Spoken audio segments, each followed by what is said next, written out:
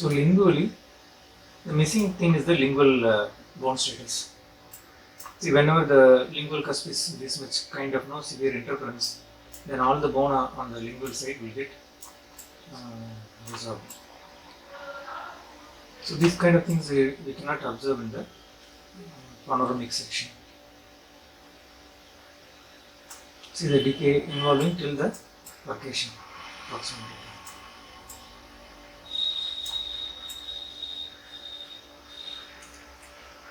And you can see there is always some bone left in the canine and the first premolar. These are the last bone to go. They won't go that much easily.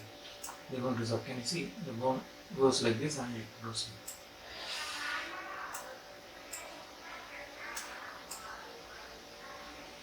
And there is cervical decay in this molar distal root decay, and here it is in the starting stage. Patient has got some reduced salivation also, maybe because of the anti-hypertensives. The oral cavity looks dry. Okay, you can see till here the gum was present, right? Or the tone till here it, but actually from here to 5 mm there is no bone. There is no bone already. Okay, but the gum is only here. So what you do is you have to open the flap. Already 5 mm alveoplasty done by periodontal disease. Just you have to reshape. Here and all there is bone loss till the bone apex in the labials. Only here we may need to do some bone correction. This side premolar there is nothing much. The molar is already gone. So only here. Okay, so mostly only on the right side we may have to do some real alveoplasty. Other areas we may need to do some bone leveling. That's it. In lower, this area may need this canine to premolars. Usually this is the classic thing. The canine and premolar will stay longer than the molars in the anteriors.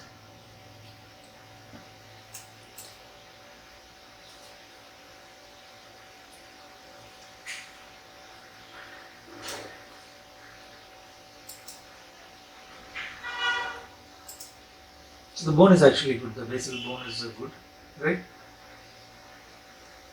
We can avoid even pterygoid because the molar is looking good on right side compared to left side.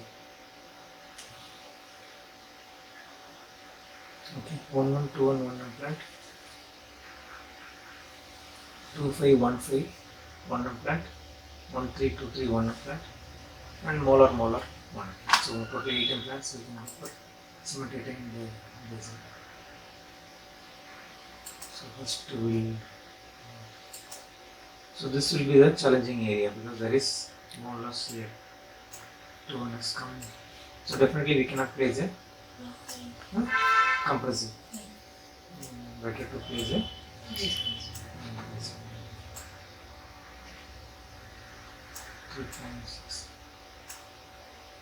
though there is height, good height, palatally the bone is less. Okay, beyond the apex there is good bone, but palatally there is not much. So basic floor is around 1000 centimeters. Okay.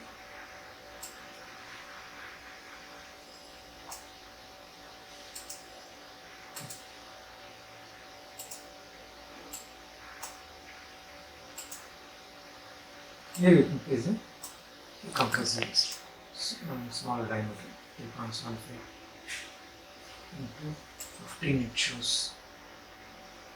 See the bone loss, no? Here bone loss is severely bearing, but here it is there. So after opening the flap, we may have to do some reshaping of the parietal bone. Okay. So we may need to place a 39 implant.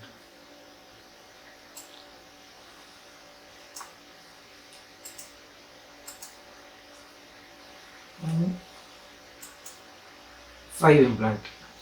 5 implant, you have to plan 2 variations. One is axial and another one is basal.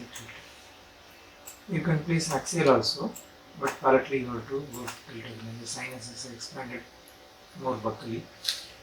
So you can go and catch that. Yeah. See here, the lingual bone loss is very much, but the palatal bone is still, sorry, labial bone is still there. So you have to do blood first being there. Palatally there is, you should not do anything, it's already very low. Now half of the root is not boneless. In chicken we may like boneless, but during implant we need bone.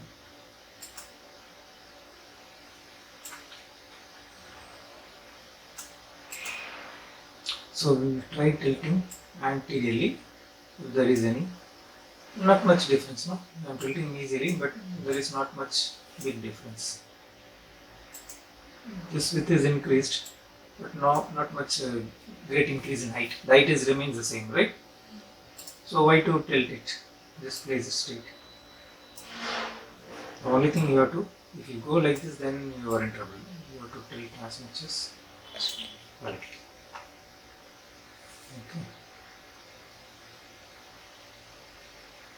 Out there is, we will see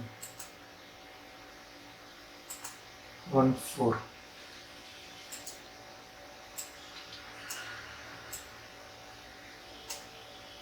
Okay. This also looks a fine spot. Little longer. Right? No, same 13 mm. That's it. Or 15 mm.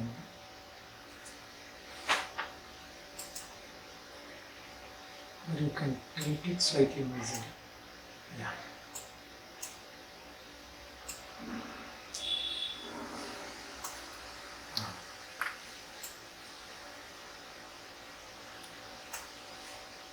So we'll try canine. So if you put canine implant, the spacing between the implants will look good because you are placing in 5-1, 1-5 and 1-1. So, but if you place one implant in premolar, these two implants will become now very close. Otherwise, place this implant here and tilt it slightly easier. Or place one implant in canine. So we have to check whether the canine location is good. Comparatively, the canine location is not very much good, right? Because the labial plate is very thin. During extraction, it may crack also. And canine socket is a very wide socket. This much implant will be exposed. Okay, but if you place implant in the premolar, they are in 360, they are in good bone. Especially if you use a 4.2, the entire implant will be surrounded by bone. So the only thing is you have to slightly tilt easily. This is another option. But the drawback is after implant, if you see the inter-implant distance will be, it looks like it's a long distance. Okay, so whether to go for 1-3 or 1-4 we will decide during surgery. Now we will see the premolar, sorry, molar. Molar, the palatal root is excellent. Okay, this is excellent. Especially if you put a 4.2. Placing 4.2 is not necessary because the length is there. Okay, so you can place a 3.75 into 16 or 4.2 into 16. See here, you have to do some minimal buccal bone reduction. Okay. We will try placing one implant at 7 so that we can give some also to the patient.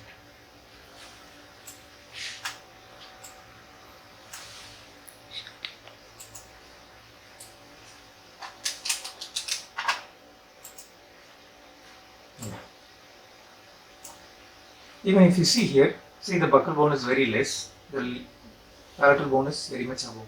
The reason is because of the tooth might have lost already, no, palatal bone loss.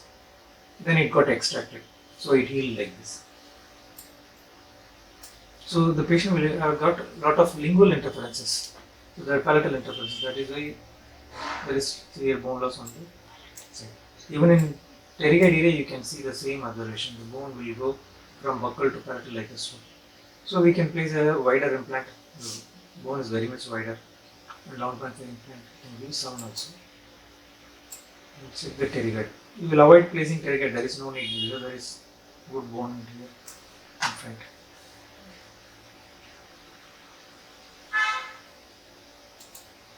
So we will knock out canine. And this and there is one more technique is you can place one implant in the first premolar. Okay, avoid canine, avoid second premolar. This first premolar is good, excellent. Then second premolar. Okay, just straight away you can go through the socket and place a wider body. So the inter-implant distance is also, it looks better, right? Why I am doing this is because we are placing one sound also here. So 4 implant is okay. So our final plan will be this. The only thing is, while extracting canine, the buccal bone may fracture. If it fractures, it will take the premolar buccal plate also. So the only key thing is extracting canine without fracture, and premolar also. Sometimes even when the bone is reasonably good on the buccal aspect, the premolar extraction will break the.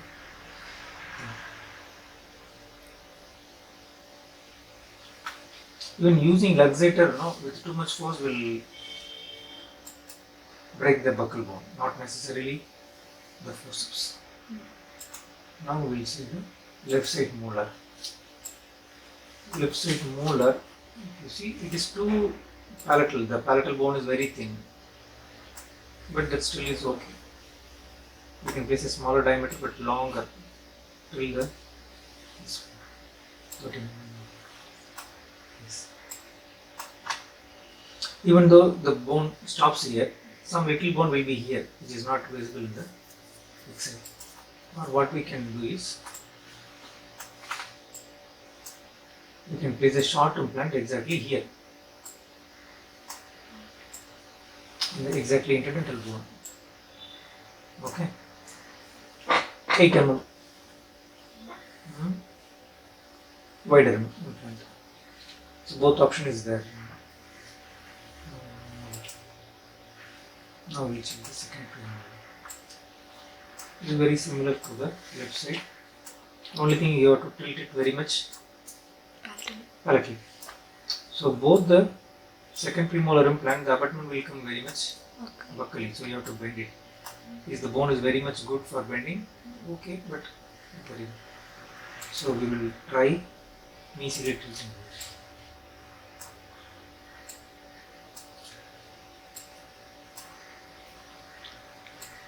Okay. Now we will this.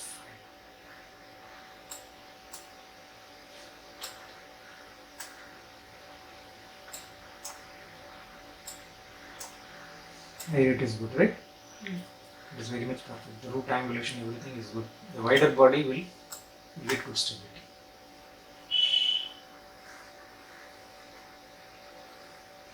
So you can even knock out this second premolar. And we'll try placing in the. But the thing is, the molar implant is very short.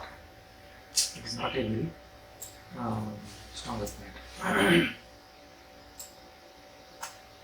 So what we can do is, we can go for a pterygoid in this situation, or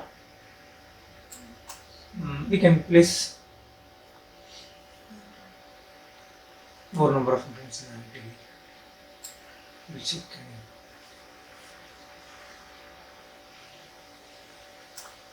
Or what you can do is, you can place one implant in the pterygoid. Not exactly pterygoid, in front of the pterygoid also, like this. So if you place like this, the angulation will be more easily tilted, more vertical. You will see the cross section. Okay. If you see here, this is the greater Palatin graben. This is the greater Palatin canal. Okay. The greater palatine canal starts in the between second and the third molar. Okay, that means our implant is going only till the second and third molar area, not going beyond. If it is going beyond, it engages the pterygoid, but here actually it doesn't engage the pterygoid. So only if you tilt it like this, you will engage it.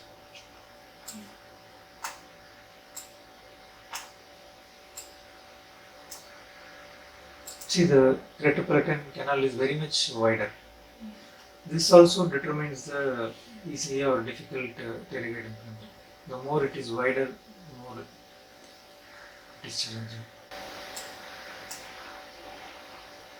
Okay. So you can place straight also. The more you place straight, the more risk of coming into the sinus.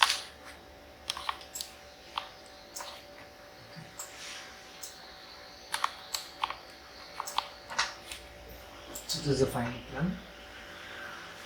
Here second molar, first premolar palatal socket. What we can do is we can try the 1, 2.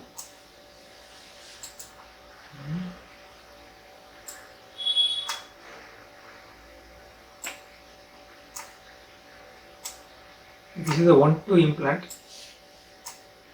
maybe slightly distally tilted towards canine, it looks good, right? That also is one or more option. If you go like this, it will be all compressive. If you place implant, then all compressive and one base. Okay. This is one option.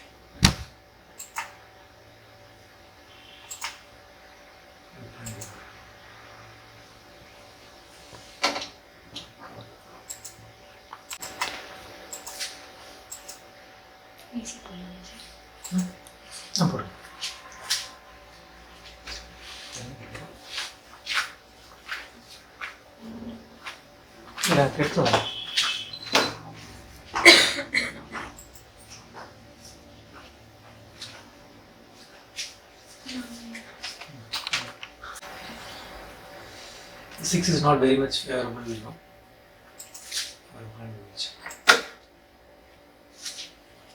So distal root.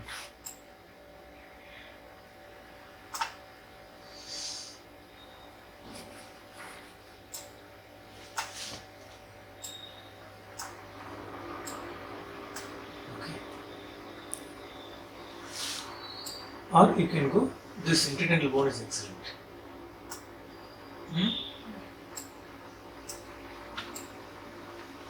So the trick in finding inferior canal is this one.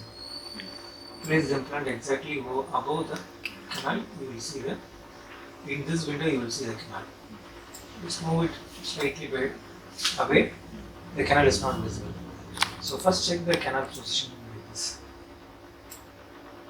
Okay. You can, so it shows 10 mm. You can place the 8 mm implant, or you can get a lingual cortical engagement and use a much more longer. The width is good. The only thing is height is less. So either 8 or 10. If you place 10, it will be little closer parking.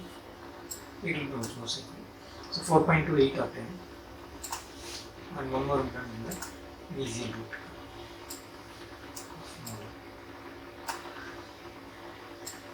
Along the lingual aspect.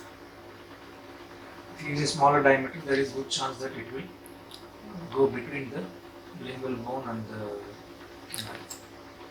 So 3.75 into 10. So distal mandible is over. We will check the mental foramen. Mental foramen is almost close to molar. Right? Slightly close to molar. You know, we are not going to place in second premolar. First premolar. Okay. We have to do alveoloplasty, 4.2 to 39.16.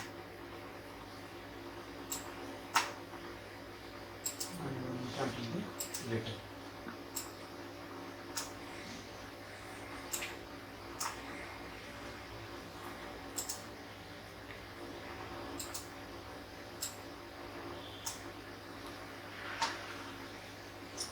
See, the teeth is inclined labially. When we are placing implant, the abutment will come here, right? So the process will start from here, right? From here to so the patient will have speech difficulty.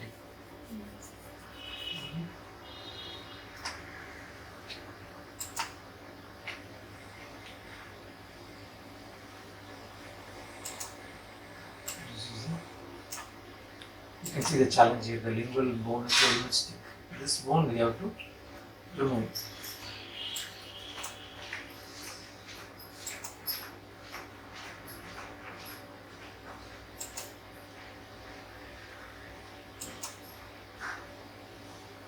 Comparatively, the left side is much better.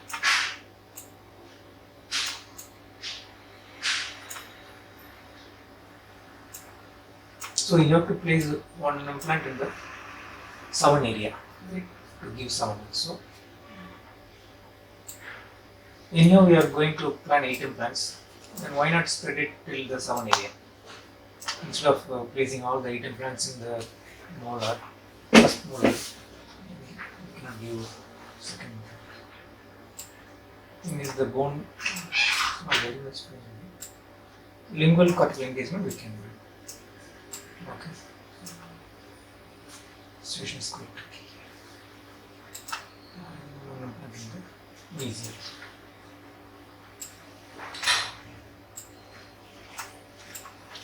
Along the lingual.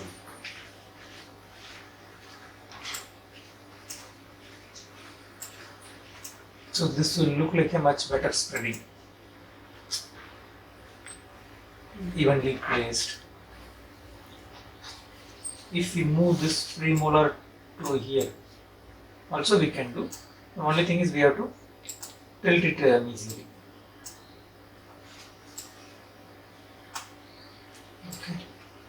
But there is no need for that. Why to complicate?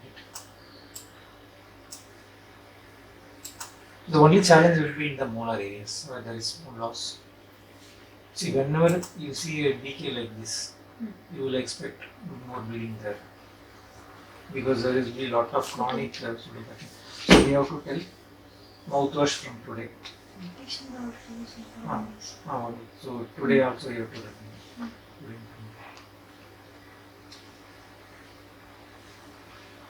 So bone wax we need. Any one will still need.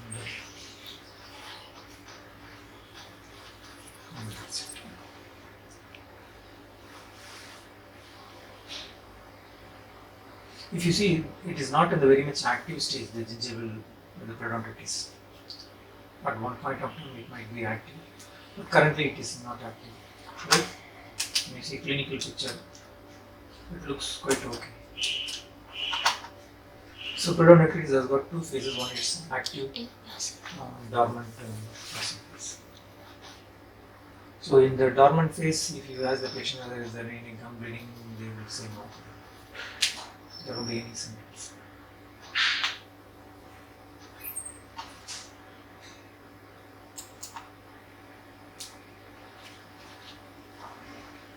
So the patient will be taking vitamin B12 also.